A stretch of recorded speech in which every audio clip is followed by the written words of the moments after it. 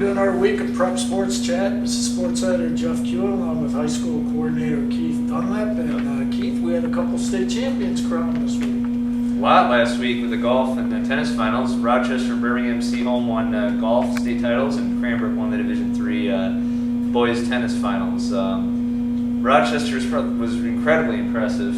Set a state record for a two-day score of 6:07. I haven't seen a lot of guys' teams shoot that score at a state tournament. Even though the tees are probably a little shorter or whatever, but it was an incredible performance by Rochester. Kudos to them; they were the best team in the state all year. And then Seaholm, their second state title in 4 years. Alexandra Lippa won the individual state title in Division II, and Rochester's Amy Meyer won in Division I. So great performances from area golfers up there. In addition to Cranbrook tennis, and there was I think Seaholm got runner-up in Division II in tennis.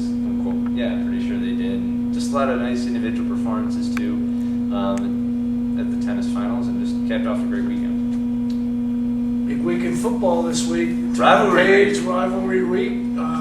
Kids are plotting their vandalism. No, gotta go back to the 70s and some dastardly deeds from Livonia Franklin. You always hear stories about where they're take their spray paint onto the field or drive or whatever. Let's not give any ideas. Yeah, exactly. The athletic director's calling us up and saying we gave some kids some ideas this week. I'm sure they've already thought of them anyway. But yeah, it is a good week. Around no matter what records are around each school, the school spirit's probably as high this week as it is in any week. Whether it be the cheerleaders making their signs or everyone wearing the school face painting and the assemblies, it is a unique time. So any games this week have particular playoff meaning that add to the rivalry or no? Yeah, a couple. The big one Friday is Clarkson and Lake Orion. Traditional powers meet for their annual clash, and this year they're meeting week 9. Thank goodness. Why they met week 8 last year, I don't know. Could be a preview though. They could very well meet again in the playoffs next week or in 2 weeks. Milford at Lakeland. This is a unique rivalry just because it's never normally been played on week 9, and this year it is. So that ought to add to the euphoria around these schools. And big game for Milford. They got to win to make the playoffs. And then Saturday, the Prep Bowl. This is a rather unusual situation. Birmingham Brother Rice Orchard Lake St. Mary's. Instead of playing for a Catholic League title or the right to move on to the state playoffs, they're both fighting for their playoff lives. A real unusual position. St. Mary's 4 losses, Brother Rice has 3. So St. Mary's hopes to get in with a win. Odds still aren't good, but maybe there's a chance they beat Rice. And if Rice wins, obviously they're in automatically.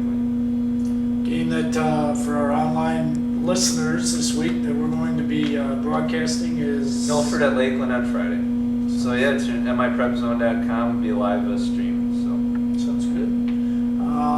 Also, let's give a shout out. New cameraman filming us this week, Andrew DuPont's filling in for Jim Martinez, who is getting married. He must be an American Idol. Yes, it's my American Idol. Congratulations to Jim. Be sure to catch next week playoff action. Jim will be back. We'll be shooting a video game from one of them. And by then we'll know the playoff pairings because Sunday 6:30 on Fox Sports Net is the playoff show.